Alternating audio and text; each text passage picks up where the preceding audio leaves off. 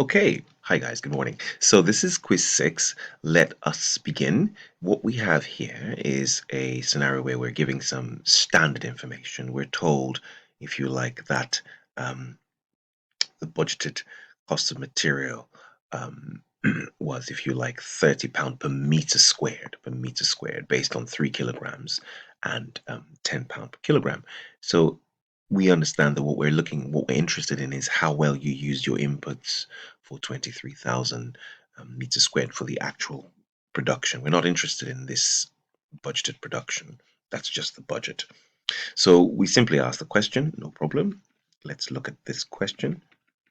Here we are. So if you're going to be laying 23,000 meters squared of work, how many kilograms are we expecting you to use?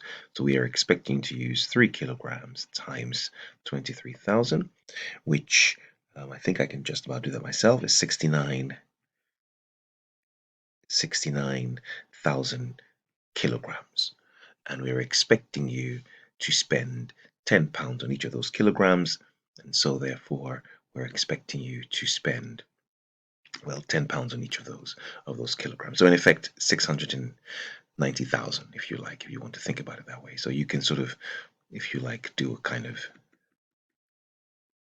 graph like this way. I'll just change my pen color. So the question now says here, although I'm looking for a price variance, I'll do both. The question says actually what happened was that you used 72,000. So you actually in the end used 72,000 here, didn't you? So that's if you like, you used 3,000 more than you should have. So that's, if you like, an adverse variance. So you could have found that if the question was asking about efficiency or usage, you'd have said, oh, it's used 3,000 more at £10, right? Because it's used, so that would have been 30,000 if that was the question. But the question is asking you, the question is telling us that the question is asking for a price variance, and it's saying that actually what happened was you spent £684,000. So you used 72,000. That's what you actually went out there and bought. You should have paid £10. So since you went out there, not a problem. You bought 72,000. So on 72,000 kilograms, if you like, you should have spent, if you like, £10 each on each of those. So you should have spent £10 times 72,000. So you should have spent £720,000, but you spent 684. So you actually spent less, didn't you, on those? So whatever it is, we can find it. We can basically say 684,000 divided by 72,000 to find what its corresponding figure is, and that it's this sort of thing here, isn't it? That's the price variance. So in the end, the difference, of course, is 720,000 minus 684,000. And so 700 minus 684 gives you 36,000. So we have a favorable variance because you spent less than you should have. You used more, so an efficiency variance is adverse, but you spent less in terms of buying the raw materials. So you have a favorable variance of 36,000. Yes, good stuff. That's question 1. Okay, right, let's just snippet this out. This is the second question. Where is it? Yes, here we are.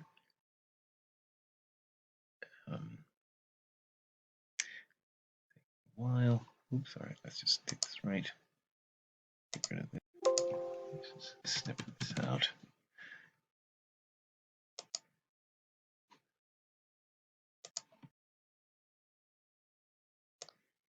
Yeah, let's just do this very quickly. So again, you probably just have to go through it and then arrive at the situation. So it says the jeweler repairs watches. The standard repair time is 24 minutes per watch. So 24 minutes per watch mean that and it says that we're doing 31,000 repairs. So that means that we expect on these 31,000 repairs, in terms of time, we're saying that's 24 times 31,000. Of course, we will divide that by 60 to put it into hours, just for order.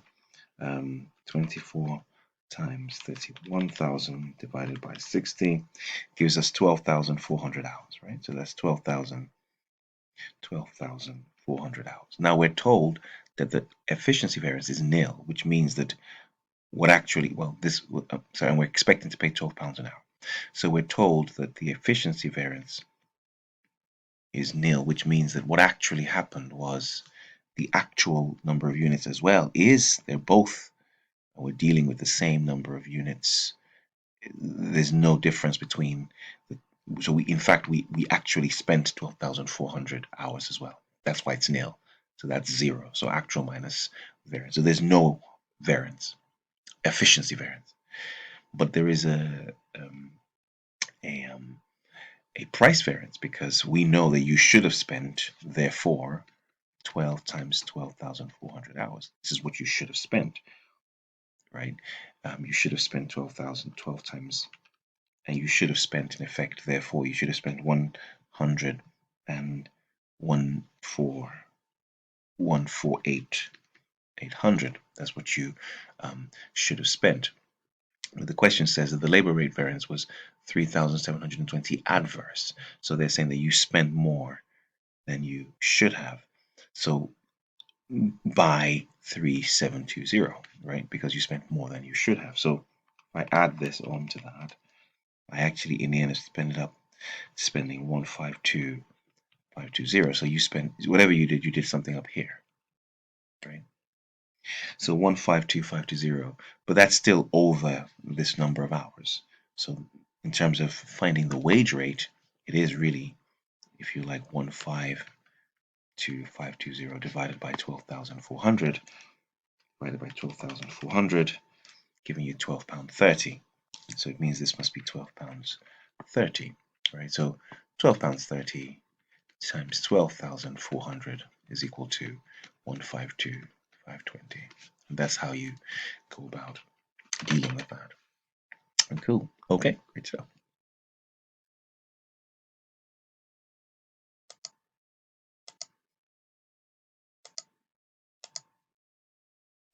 Right, so this is really theory on what we're doing. When we get what standard costs are and get what actuals are and find the difference and analyze and spend time, ultimately this is referred to as variance analysis. So this is really the idea around managing those variances and those differences. And that's referred to as variance analysis. Yes, yeah, that's the best answer here.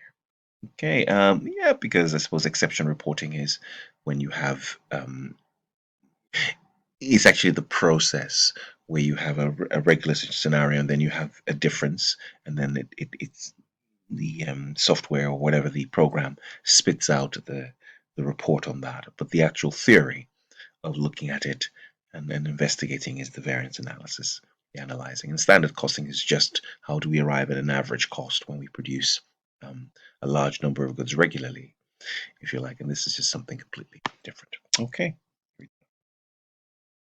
Okay, right. So what we have here is a sort of interesting position. First of all, when we talk about variances, we are discussing the difference between the standard. So we'll say we have a standard, or what we agree is the standard costs, right? Let's just call that X, and the actual, right? And we'll just call that Y. So anything that affects, we start off with this budget. We start the standard, well, the standard cost, if you like, and then that changes whether we have variances, and then we arrive here, right? That's kind of the argument. Now, the question here is, let's look at this. We have a material price variance and material usage variance. Now, of course, we're talking about costs, by the way. So these are costs. So because we're talking about costs, when you have a favorable variance from a cost point of view, we're talking about a fall in costs. Right? That's what we're really talking about. Okay, great stuff. So, where are we? So let's look at this. So in terms of material price and usage, you have 500 favorable for price, and you have 750 adverse for usage. Now let's be careful. You see this usage variance. Remember, the usage variance is made up of two variances. It's made up of a mixed variance, or it can be made up of a mixed variance, which is Yeah, 1,000 adverse and 250 favorable. So this already is covered by this being in there. You don't need to have all of them in there. This is made up of these two. So you don't need to have this in there when you're putting your graph together or you're putting your structure together. You can either ignore this one and take these two, but they're exactly the same thing. This is made up of this. So in effect, what we're saying here is that you had a standard, so you start off a standard, then you have a price variance, material price variance, which is 500 favorable, which means that your cost of 500 less. Then you have a usage variance, material usage variance, which is 750 adverse, so it increases your cost by 750. Then we talk about labor, right? Then we have labor. So we have labor, and you have a labor rate variance where it says it's 250 favorable. So that means that you were able to reduce your standard costs by 250. And then finally, it says that you have an efficiency variance that is adverse. So you spent 300 more, and it tells you in the end that your actual was 10,000. So the question is, what did you start with? Is what they're asking you here, right? So you started with this, take off 500, add 750, take off this. So you, in effect, you can work backwards now, and you can sort of say, well, what's 10,000 minus 300 plus 250 minus 750 plus 500, and that gives you 9,700. Right. So the point here is that the mix and yield variance are just components, if you remember, of the usage variance. So you don't add them in again twice. It's double counting.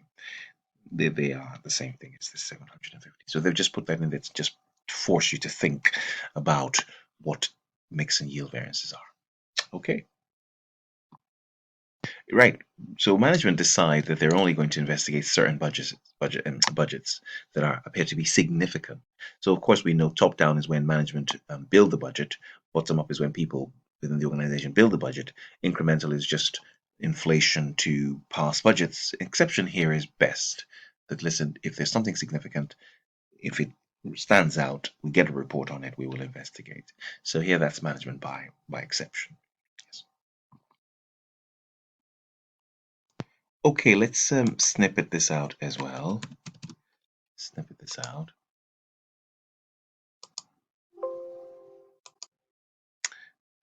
Where is it? Let's just snippet this out. Here we are.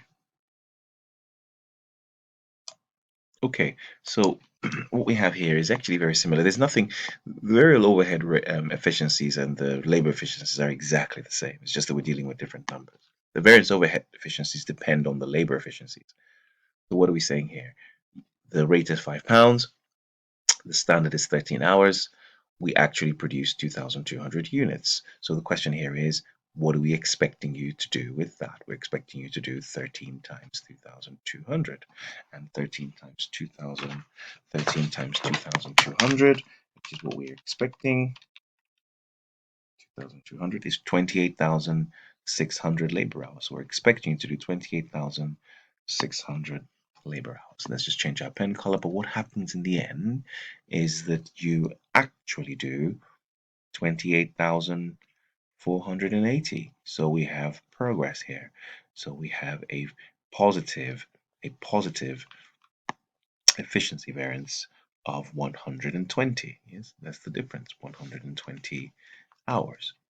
And so that efficiency variance is measured, of course, at the £5 standard. Yes, and that, if you like, is £600 because all we're looking at here is purely the efficiency variance, if you like, the efficiency variance, and so that's 600. That's £600, and that is that question. Yeah, pretty good.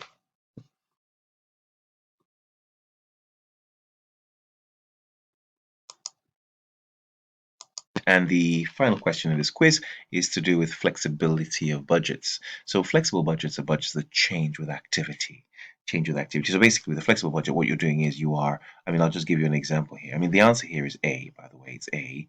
But let me just snippet this out and show you. I mean, all a flexible budget is saying is that, listen, give us exactly the same fixed budget, but I'll even use this page. It's saying give us the same. So, for example, if you do a budget for 20,000, do a budget for 20. Do a budget. Sorry, I don't know why my pen is jumping. Okay, no, I'll just delete this and do a new snippet. Do a budget for 20,000 units.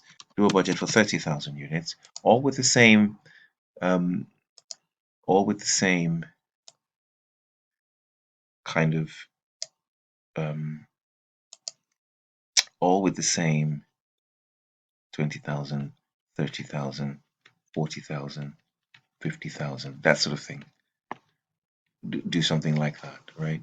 So whatever, revenue, purchases, whatever, just prepare. It's the same plan, it's the same standard, but we're just doing it just to understand what would happen over several levels of activity, and really that's really the point. So we can understand the behavior and the pattern over several behavioral as things change. Cool, great stuff, and that is the end of quiz 6.